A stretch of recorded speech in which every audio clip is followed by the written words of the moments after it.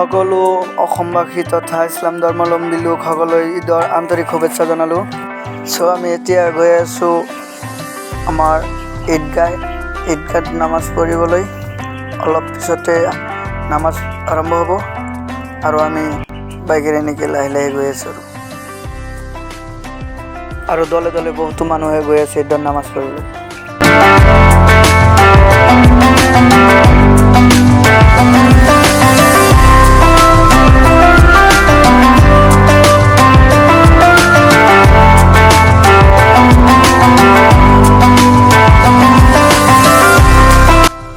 আহি পাইছোঁ আৰু মোৰ খুৰা দুজনেও আহিছে। এয়া আমাৰ মাঠ ফিল্ড হয় আৰু ইয়াত নামাজ পঢ়িম অলপ পিছতে। আগত অজু কৰি লওঁ। এইটো আমাৰ মাদ্ৰাছা মছজিদ।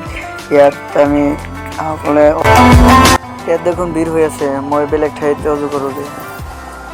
অজু কৰি কিনে নামাজ পঢ়িম অলপ পিছতে। অজু কৰা শেষ হৈ গ'ল। এতিয়া আমি নামাজ পঢ়িম। নামাজৰ সময় হৈছে চাগে।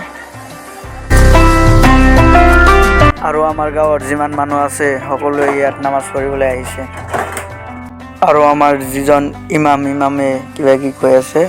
কোৱাৰ পিছত এতিয়া আমি সকলোৱে শাৰী পাতিব লাগিব। শাৰী পাতি এতিয়া আমি সকলোৱে নামাজ পঢ়িম।